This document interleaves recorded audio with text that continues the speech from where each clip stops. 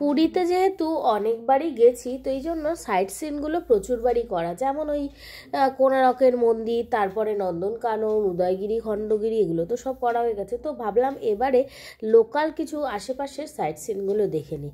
তো যাই হোক, আমরা সকালবেলা একটু বেরিয়ে গেলাম। সামনেই শুনলাম বিপত্তারিণীর একটা নতুন মন্দির করেছে। আগে কখনো কিন্তু এই মন্দিরে আসিনি।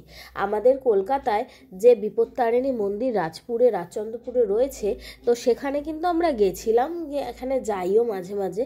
তো এই মন্দিরটা ভাবলাম যে ওখানেরই কোনো, মানে ওই মন্দিরের সাথেই কিছু জড়িত। তো যাই হোক, ভেতরে গেলাম, ভীষণই সুন্দর মন্দিরটা রয়েছে, একদম নতুনই করেছে।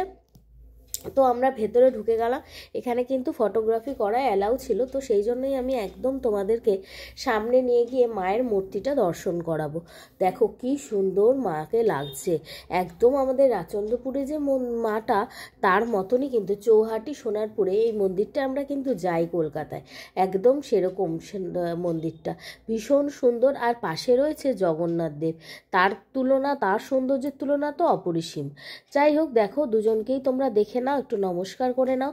তারপরে এখানে যে বয়স্ক, মানে যিনি এই মন্দিরটা রয়েছে এখনো পর্যন্ত সমস্ত দেখাশোনা করে, তার কাছ থেকে শুনলাম যে তাদেরও ট্রাস্টিটা নাকি কলকাতারই ওই রাজপুর চৌহাটির ওখানে যে মন্দিরটা রয়েছে বিপত্তারিণী, তাদের সাথেই রয়েছে। তো যাই হোক, এটা দেখার পর আমরা চলে গেলাম হচ্ছে গুপ্ত বৃন্দাবন। এখানে আমি আগেও এসেছি, কিন্তু এত সুন্দর ডেকোরেট করা, এখন আরও নতুনত্ব জিনিস করাতে বেশ ভালো লাগলো। এই যে প্রথমেই দেখে নিলে শ্রী চৈতন্য দেবের মূর্তি, তারপরে দেখো চলে গেলে আমরা জগন্নাথ দেখে নিলাম, কি সুন্দর যে জগন্নাথকে লাগছিল। যাই হোক, দেখার পর এরপরে আবার ভেতরে চলে যাচ্ছি, কারণ অনেকটা বড় জায়গা নিয়ে রয়েছে মন্দিরটা, এবং কত সুন্দর ফটো তোলার জায়গা, ভিডিও করার জায়গা, ভীষণ ভালো লাগছিল। পরিবেশটা চারিদিকে সবুজে ঘেরা, আগেও অনেকবার এসেছি, তো এবারও আবার এসে তোমাদের সাথে একটু শেয়ার করে নিলাম। দেখো চারিদিকটা সবুজে ঘেরা, একদম খুব সুন্দর, যাতে নোংরাও না হয়, এতটাই সুন্দর করে বাঁধানো।